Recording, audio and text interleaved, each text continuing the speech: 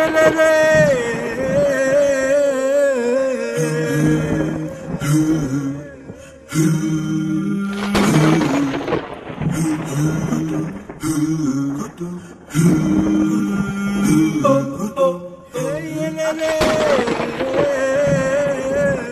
à tous, bien-aimés frères et sœurs, grâce et paix sur vous au nom du Mashiach notre Adon. Bienvenue au sacerdoce du Nazir, la voix sainte. Je suis le Kohen Hanazir Nezeria, fils d'Israël biologique de la tribu de Lévi.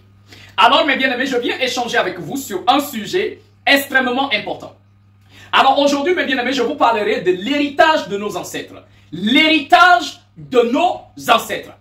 De quoi il est question? Parce qu'aujourd'hui, une fois qu'on parle des ancêtres, beaucoup de personnes voient déjà la sorcellerie. Beaucoup voient déjà les œuvres du diable, alors qu'un peuple, c'est les ancêtres. La force d'un peuple, c'est la communication et c'est le fait de suivre la voie des ancêtres. C'est ce qui nous relie non seulement au Créateur. Parce que beaucoup de personnes dans le christianisme, on les a enseignés qu'ils peuvent traiter directement avec le Créateur lui-même. Non, c'est pas comme ça. Le Tout-Puissant choisit nos pères, nos ancêtres. Il aime nos pères et nos ancêtres, pour cela, il choisit leurs descendants après eux. C'est ce qu'il dit dans le livre de Deutéronome. Il dit, c'est parce que l'Éternel a aimé tes pères et qu'il a choisi les descendants après eux.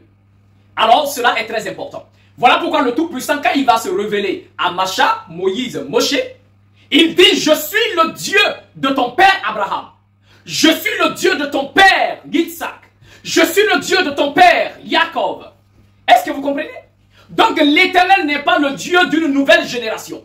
Le Tout-Puissant Créateur, il est le souverain, le Dieu de toute une lignée. C'est ce que vous devez comprendre. Voilà pourquoi quand il va donner la Torah, il va dire, ma Torah, enseignez-la à vos enfants et aux enfants de vos enfants. Parce que c'est quelque chose qui continue. Comprenez cela, mes bien-aimés. Je vais prendre un passage dans l'épée justicière et nous allons lire à partir du chapitre 17, le verset 126. La parole dit, malheur à ceux qui répudient la mesure et l'héritage éternel de leur père et dont l'âme s'attache aux idoles, car il n'y aura pas de repos pour eux. Le verset dit, maudit soit la personne qui va répudier la mesure que ses pères avaient déjà tracé, et maudit soit la personne qui va répudier l'héritage éternel de ses ancêtres.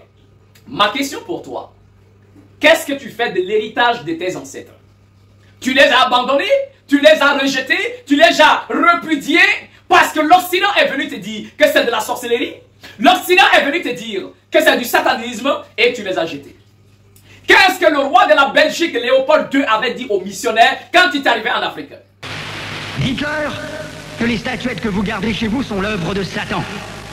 Confisquez-les et allez remplir vos musées, ainsi que ceux de Ternérine au Vatican. Faites oublier aux Noirs leurs ancêtres, afin qu'ils adorent les vôtres. Ils ne les écouteront jamais, par exemple, les saintes, la Vierge Marie, Sainte Thérèse, Saint Martin. Faites-leur prier en les mettant à genoux comme pénition. Il leur a dit, allez les apprendre à oublier leurs ancêtres afin qu'ils vénèrent et qu'ils adorent vos ancêtres à vous. Et c'est dans ça que beaucoup d'entre vous vous retrouvent. Alors mes bien-aimés, comprenez que déjà si la parole dit, maudit soit celui qui repudie la mesure et l'héritage de ses pères, c'est que déjà la parole nous démontre clairement qu'il faut garder les liens avec ses pères et il faut garder bien sûr la mesure et l'héritage que nos ancêtres nous ont laissé. Aujourd'hui l'Afrique est en retard. Aujourd'hui, l'Afrique est devenue encore plus pauvre parce qu'on les a déconnectés de leurs ancêtres. Et c'est ce que nous devons faire très attention. Voilà pourquoi je veux m'adresser à cette nouvelle génération africaine que nous sommes.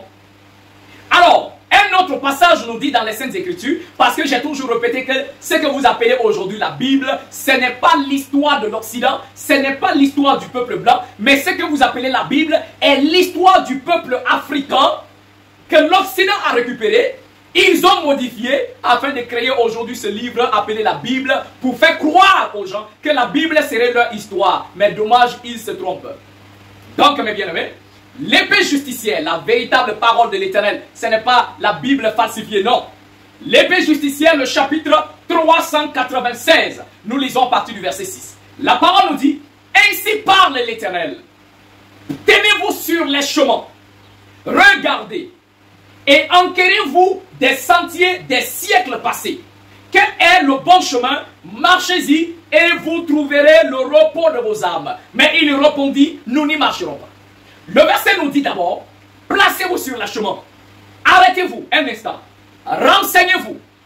Posez des questions. Cherchez des informations afin de savoir quels sont les sentiers d'autrefois. Quels sont les anciens sentiers. Et le verset dit, marchez là-bas. Demandez quelle est la bonne voie. Renseignez-vous. Mais attention, vous ne vous renseignez pas sur les chemins d'aujourd'hui, sur les sentiers nouveaux. Mais le verset dit, renseignez-vous sur les sentiers d'autrefois. Les sentiers des siècles passés. Quelle est la bonne voie? Alors il dit, marchez là-bas, ainsi vous trouverez le repos de vos âmes. Mais dommage, les gens disent toujours, nous n'y marcherons pas. Si la parole nous demande de revenir aux anciens sentiers, aux sentiers d'autrefois, est-ce que vous savez de quoi il est question? C'est ce qu'aujourd'hui la plupart de vos pasteurs escrocs appellent l'Ancien Testament. Oui, la parole dit anciens sentiers, les sentiers d'autrefois. Ils appellent ça l'Ancien Testament. Mais c'est dans l'Ancien Testament que le Tout-Puissant nous a donné des règles. C'est dans l'Ancien Testament que le Tout-Puissant nous a donné des traditions. C'est dans l'Ancien Testament que le Seigneur nous a donné un culte. C'est dans l'Ancien Testament que le Seigneur nous a donné des coutumes. C'est dans l'Ancien Testament que le Seigneur nous a donné des lois, des commandements et des directives à suivre. Et quand on vient vous dire que c'est l'Ancien Testament, c'est dépassé. On veut vous couper de votre culture. On veut vous couper de vos racines. On veut vous couper de votre identité. Montrez-moi dans ce que vous appelez le Nouveau Testament là, des passages, des lois qui sont établis pour nous démontrer comment nous devons servir l'Éternel. Pour nous montrer comment nous devons rendre culte à l'Éternel. Pour nous montrer comment nous devons servir le Tout-Puissant Créateur. Ça n'y existe pas. Parce que le Nouveau Testament ne sont que des comptes rendus, des histoires que l'apôtre Paul, en majorité, a écrites. Comment le Nouveau Testament a été écrit? Ce sont des communautés que l'apôtre Paul avait bâties. Et à partir de ce moment, quand ces communautés-là rencontraient des difficultés, des problèmes, donc ils écrivaient des lettres à l'apôtre Paul. Et comme ça, lui, en retour, il prenait de l'encre et il écrivait sur les parchemins la réponse pour résoudre, bien sûr, les problèmes que ces communautés-là confrontaient. Et ainsi, c'est ce qu'après, on va regrouper. Est-ce que vous ne voyez pas que c'est écrit épître aux Corinthiens, lettre de Paul aux Éphésiens, lettre de Paul aux Colossiens, lettre de Paul aux Romains? Parce que ce sont des lettres qu'on a adressées à chaque communauté en suivant les problèmes qu'ils rencontraient. Et c'est ce que vous allez venir regrouper et vous allez nous dire que c'est un livre de foi. Alors si vous nous dites que c'est le Nouveau Testament que nous devons suivre, ma question pour vous, le Christ a suivi quel livre? Quand le Christ était là, les apôtres étaient là, en ce moment le Nouveau Testament n'existait pas. Le Nouveau Testament n'existait pas encore. Alors à partir de ce moment, le Christ et les apôtres, quand ils rendaient culte à l'Éternel, c'était sur la base de quel livre ils adoraient l'Éternel? C'était sur la base de quel livre saint qu'ils vénéraient l'Éternel? Quand le Christ partait à la synagogue, quand il partait dans le lieu de culte, la parole nous dit que le Christ va à Nazareth, où il avait été élevé. Et selon son habitude, il entra dans la synagogue le jour du Shabbat. Il se levait pour faire la lecture. Il faisait la lecture dans quoi? Dans le Nouveau Testament. La parole nous demande de revenir aux anciens sentiers. Aux sentiers d'autrefois, c'est là que nous trouverons, c'est là que vous trouverez le repos de vos âmes. Le repos de vos âmes ne se retrouve pas dans les nouveaux sentiers que les pasteurs, les prophètes, je ne sais pas quoi, ont établi. Le repos de vos âmes, vous n'y trouverez pas dans ce que vous appelez le Nouveau Testament. Le repos de vos âmes, vous ne trouverez pas dans le christianisme. Le repos de vos âmes, vous ne trouverez pas dans l'islam. Le repos de vos âmes, vous ne trouverez pas dans autre religion. Le repos de vos âmes, vous trouverez dans l'héritage de vos ancêtres. Les anciens sentiers que le Tout-Puissant nous a donnés. Un autre passage encore pour continuer. L'épée justicière, le chapitre 177, le verset 7 nous dit: souviens-toi des anciens jours, considère les années, de génération en génération. Interroge ton père, et il te l'apprendra. Interroge tes anciens, et ils te le diront. Vous voyez, le Tout-Puissant pour nous mettre sur la voie droite, pour nous conduire dans la voie du salut. Une fois que la nouvelle génération s'est corrompue, il nous demande, et il dit: souviens-toi des jours passés, et attention, interroge ton père. Il va te l'apprendre, il va te montrer la bonne voie. Interroge tes anciens, et ils te diront comment tu dois marcher. Mais ce n'est pas nos anciens que vous avez traités de sorciers. Ce ne sont pas les conseils, les les anciens que vous avez traités de sorciers, vous les avez diabolisés et vous êtes allés vous cacher dans les églises. Vous êtes allés vous cacher dans ceux même que l'Occident a envoyé afin de vous garder dans l'esclavage. Je répète bien et je ne cesserai de répéter. Vous pensez que l'Occident peut vous amener quelque chose de bon? Vous pensez que l'Occident peut vous amener le salut de vos âmes? Vous le pensez réellement? Est-ce que vous pensez que le christianisme et puis l'islam amené par l'Occident, par les Arabes, par les Européens, vous pensez que ça peut vous sauver? Alors ma question pour vous, comment l'islam est entré en Afrique? Comment le christianisme est arrivé en Afrique? Comment ces religions-là ont été répandues en Afrique? On a tué vos pères, on a assassiné vos mères, on a violé vos mères, on a tué vos frères, on les a coupé les bras. Combien de personnes on a coupé les bras au Congo? Combien de personnes de nos patriarches sont morts? Pourquoi? Parce qu'ils ont voulu nous imposer leur religion. Et quand nos pères ont refusé, on les a massacrés, on les a tués. On a violé nos mères. On les a attrapés pour aller faire d'eux des esclaves dans leur pays. Et c'est ça que vous appelez le salut qu'on vous a apporté? C'est ça que vous appelez le salut de vos âmes? Quand on vient, on rend un peuple esclave. On rend un peuple méprisable. On les maltraite. Par qui? Par ceux-là qui prétendent vous apporter le salut. Et vous êtes encore dans ça? Et vous êtes encore dans ça? Combien de nos pères ont été amenés en esclavage? Comment est-ce que des messagers qui vous apportent le salut de vos âmes prennent vos ancêtres pour aller les vendre? Pourtant la Bible qu'ils vous ont amené, le Coran qu'ils vous ont amené, c'est qu'ils appellent les Saintes Écritures. C'est écrit dedans que tu ne vendras pas un homme. Tu ne tueras point. Tu ne vendras pas un homme. Mais ont-ils eux-mêmes obéi à leurs propres règles? Comment se fait-il que vous apportez un livre, dites le livre du salut, ce livre-là dit que tu ne vendras pas quelqu'un, mais vous avez pris nos pères pour aller les vendre? Vous voyez un peu de quoi il est question? Qui a béni l'esclavage? C'est pas le prêtre, le pape catholique? C'est pas lui qui a dit que les Noirs n'avaient pas d'âme? C'est pas lui qui a dit que les Noirs sont destinés à être des esclaves? C'est pas lui qui a dit que les Noirs sont comme des animaux, qu'il faut aller les soumettre à l'esclavage? Et vous pensez que ceux-là, ils vont laisser dans ce livre-là même la voie du salut pour vous? Ils sont venus dépouiller nos pères. Ils sont venus appauvrir l'Afrique. Je vois même des pasteurs qui n'ont même pas la tête en place. Ils disent que non, vous parlez de la tradition. Vos traditions-là nous ont apporté quoi? Vos traditions nous ont gardés dans la pauvreté. Est-ce que toi, pasteur, tu réfléchis? Est-ce que tu réfléchis? Est-ce que tu comprends que ce sont ces mêmes Occidentaux qui sont venus dépouiller l'Afrique de toutes les ressources? Et toi, tu vas me dire que la tradition a apporté quoi? Et tu veux me dire que c'est le christianisme qui a apporté le développement? Les États-Unis d'Amérique, l'Europe, tous ces pays que vous dites développés, ont été établis sur quoi? Sur le sang des Africains. C'est le sang de l'Afrique qui a bâti l'Europe. C'est le sang de l'Afrique qui a bâti les États-Unis. C'est le sang de l'Afrique qui a bâti tous ces endroits que vous dites développés. C'est nos ancêtres qu'on les a maltraités. C'est nos ancêtres qu'on les a menés par la force et qu'ils ont développé ces pays-là. Mais c'est l'Afrique que vous maudissez. C'est l'Afrique que vous traitez de territoires pauvres. Ici, ils laissaient tous nos pères. Combien de Noirs ont été vendus? Si ceux-là étaient encore en Afrique.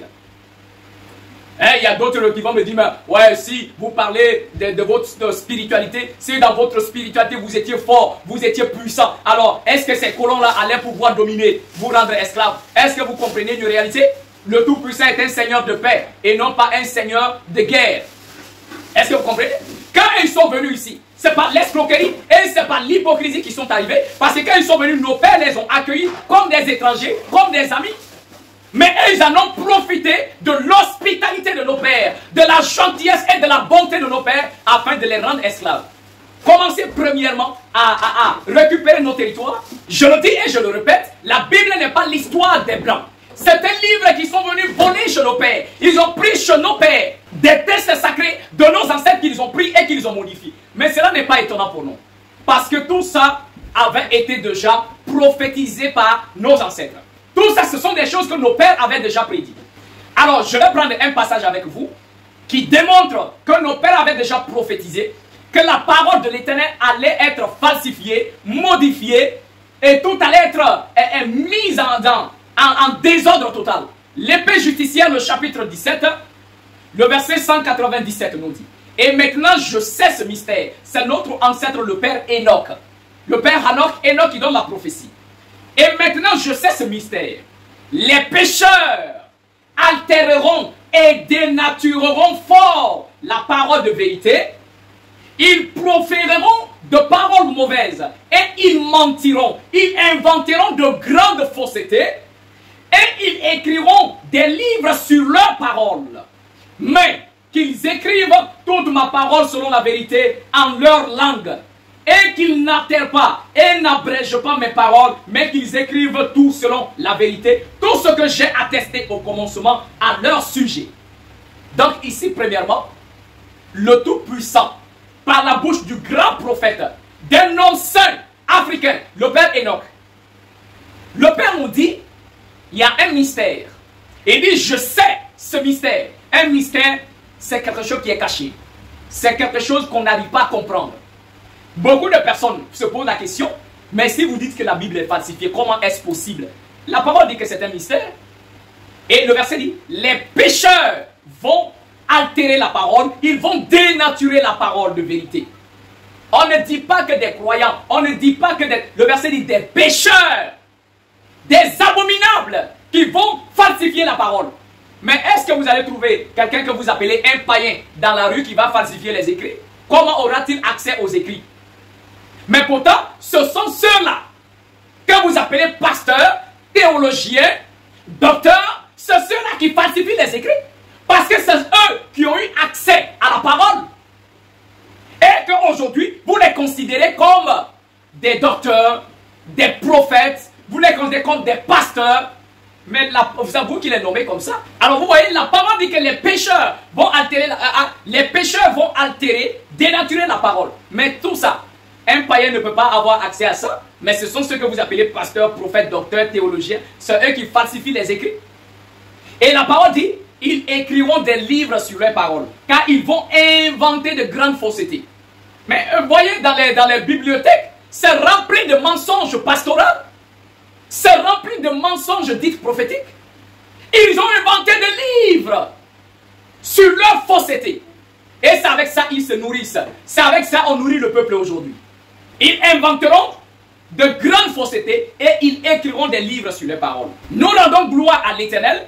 Parce que le Tout-Puissant Créateur, malgré que ces hommes falsifient la parole, qu'ils modifient la parole de l'Éternel, cela ne nous étonne pas. Parce que c'était déjà une prophétie qui avait déjà été donnée par nos pères depuis longtemps. Mais il y a autre prophétie liée à cette même prophétie. Toujours, l'épée justicière, le chapitre 17, maintenant le verset 200. La parole nous dit, et je sais un autre mystère. Le Père Enoch dit, je sais le mystère que les pécheurs allaient falsifier. Mais il dit, je sais un autre mystère. Et les livres seront donnés aux justes et aux sages pour leur communiquer la joie, la vérité et une grande sagesse. Les livres leur seront donnés et ils y croiront et ils s'y réjouiront et ils recevront la récompense. Tous les justes qui y auront appris la voie de la vérité. Alléluia. Le verset dit, quand les pécheurs, vos pasteurs escrocs, quand vos théologiens escrocs, menteurs, vont dénaturer la parole, quand ils vont modifier la parole, ils vont supprimer des livres, le Père a prophétisé. Le Père Enoch a vu ce qui arrive de nos jours. Et dès quand ils vont finir de tout falsifier, il y a un autre mystère qu'ils ne comprendront jamais, parce que c'est un mystère. Et puis ce mystère, c'est que les livres, le ciel, le Tout-Puissant, les anges, les esprits, vont redonner les livres. Et les livres seront donnés aux justes, pas aux pécheurs encore.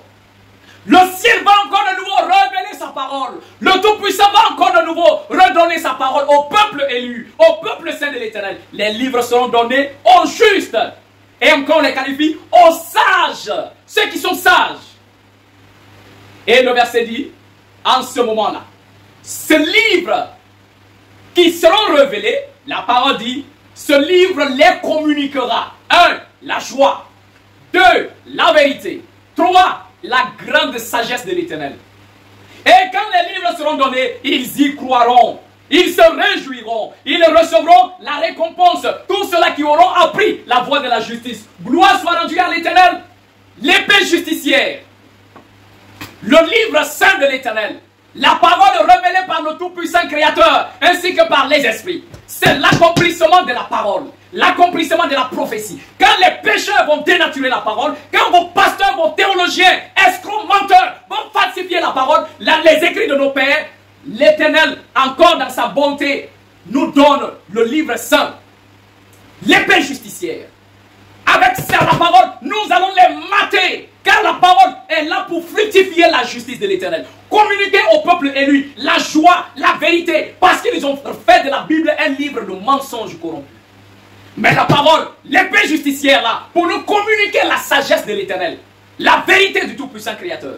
Et les élus croiront en cela. Ce sont ces mêmes pasteurs qui m'appellent comment on peut avoir l'épée justicière. Quelque chose ne va pas dans ta tête en fait. Vous allez prendre la parole de nos pères, vous allez les modifier. Et une fois de plus que le Tout-Puissant Créateur a pitié de son peuple, il donne l'épée justicière. Vous demandez comment vous pouvez l'avoir? La parole dit que les livres seront donnés aux justes. Or vous, vous êtes des injustes, des menteurs escrocs.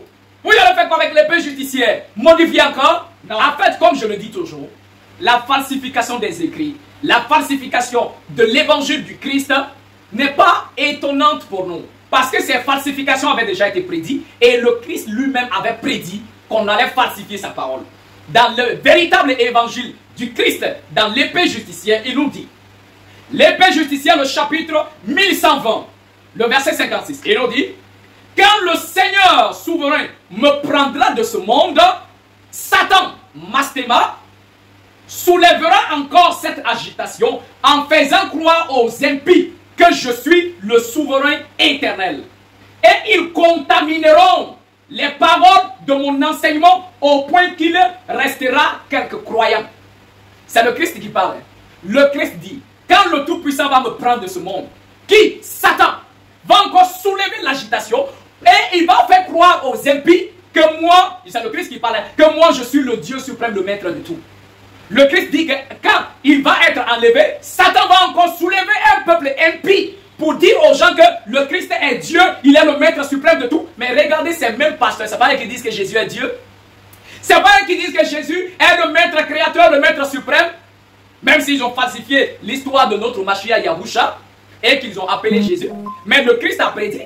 Il dit que c'est par un procédé de Satan qu'il va faire croire aux gens que moi je suis Dieu, que moi je suis le maître suprême de tout.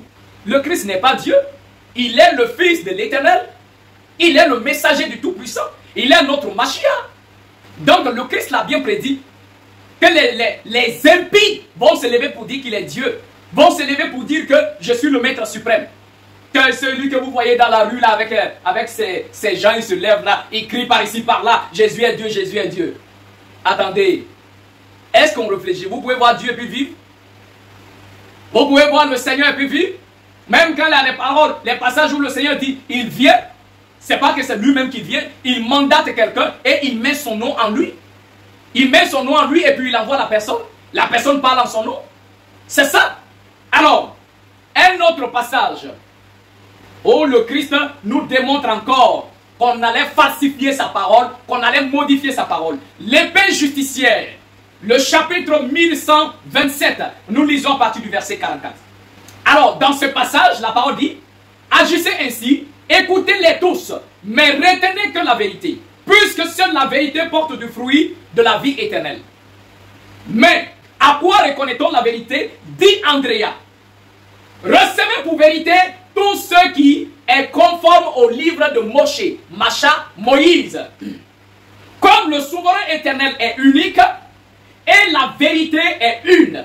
Il s'ensuit que le précepte est un, la compréhension du précepte est une, et par conséquent, la foi une. Je vous le dis en vérité, si la vérité n'avait pas été enlevée du livre de Macha de Moïse de Moshe, le souverain éternel n'aurait pas engagé le livre envers moi. C'est le Christ qui parle. Vu que le Seigneur, notre souverain, est inchangeable, il n'a énoncé qu'un seul message à tous les humains. Quand le dernier témoin de la sémence de Lévi, l'envoyé, le Goël du souverain éternel viendra, il lavera tout ce que les impies auront contaminé de mon livre. Maintenant le verset 51 dit, ô maître, que feront les hommes quand ton livre aura été contaminé et qu'un prophète parlera? Dit l'un des disciples, le souverain éternel engagera de nouveau la Torah dans le livre de son Goël. Et je te le dis en vérité, en ce temps-là, peu d'humains seront sauvés s'ils ne considèrent pas leur fin envers le Seigneur souverain. Dans ce passage-là, le Christ dit, écoutez, écoutez toutes les personnes qui vous parlent. Mais attention, retenez seulement la vérité. Et André pose la question, mais comment pouvons reconnaître la vérité? Le Christ dit, recevez pour vérité toutes les paroles, toutes les lois dans la Torah, toutes les lois écrites bien sûr dans le livre de Macha, de Moïse, de Moshe. C'est ce qui est la vérité. Et le Christ dit, en réalité, si la vérité n'avait pas été enlevée du livre de Moïse, c'est-à-dire si on n'avait pas encore falsifié le livre de Moïse, le livre de la loi, le Christ dit, le Seigneur Tout-Puissant n'allait pas engager envers moi l'évangile. Il n'allait pas me donner l'évangile encore. Mais le Christ dit, mais attention, je sais aussi que les pécheurs vont modifier mon évangile. Ils vont tout falsifier. Mais le Christ dit, quand le dernier témoin viendra, le dernier témoin, il est de la sémence de Lévi, de la tribu de Lévi, le Goël, envoyé de l'Éternel. Le Christ dit, il va laver tout ce que les pécheurs, les pasteurs escrocs, les menteurs ont contaminé dans son livre. Et en ce moment, il dit, le Seigneur va de nouveau engager sa Torah, sa loi dans le livre du Goël, dans le livre qu'il donne au Goël. La prophétie se réalise. Voilà la parole de l'Éternel. On a falsifié la Torah de Moïse, la loi de Moshe, de Moïse. Le Seigneur a envoyé le Christ, le deuxième témoin, parce que Moïse était le premier témoin. Le Christ étant le deuxième témoin, le Seigneur lui donne l'évangile afin de restaurer la vérité. Vos pasteurs, escrocs, menteurs, vos théologiens, brigands ont modifié encore l'évangile du Christ. Ils ont contaminé tout. Mais le Christ avait prophétisé. Quand le troisième témoin viendra, il est de la tribu de Lévi. Et c'est moi en personne, le Kohen Hanazi Nezeria, qui vous parle. Le troisième témoin de l'Éternel. Et le Christ prophétisant, quand le troisième témoin viendra, le Goël de l'Éternel, il dit, il lavera tout ce que les pécheurs auront contaminé dans mon livre. Et c'est ce que je suis en train de faire. Toutes les bêtises, les faussetés que vos pasteurs escrocs, théologiens ont collées au Christ, je suis là pour tout nettoyer, pour tout enlever. Et le Christ dit encore dans le truc, et que l'Éternel allait engager de nouveau sa Torah, sa loi, ses commandements dans le livre du Goël. Ça y est là. La parole de l'Éternel, les commandements, la Torah de l'Éternel est ici, dans le livre l'épée justicière. Donc cela est important parce que ce sont des prophéties qui se réalisent, que vous le voulez ou pas. La parole de l'Éternel s'accomplit. Le Seigneur n'a pas besoin de ton accord pour que sa vérité soit répandue. Alors vous voyez, voici la réalité. Je rends grâce à l'Éternel, le Tout-Puissant Créateur, qui nous a encore une fois de plus révélé sa parole à travers l'épée justicière, en accomplissement de la prophétie donnée au Père Enoch. Un autre avait prophétisé. D'accord? Autant quand les colons étaient encore là. Le Père, Papa Simon Kimbangu, si vous connaissez bien sa prophétie, il avait prophétisé qu'un instructeur allait venir à la fin des temps avec un livre afin de révéler aux Noirs qui ils sont et comment ils doivent être instruits dans la volonté de l'Éternel. La prophétie se réalise encore sous vos yeux.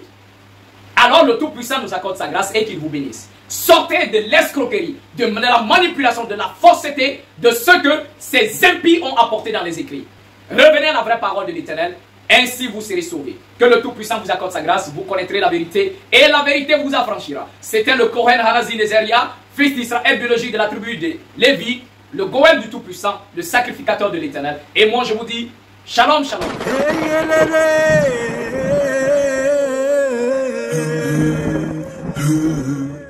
Hey,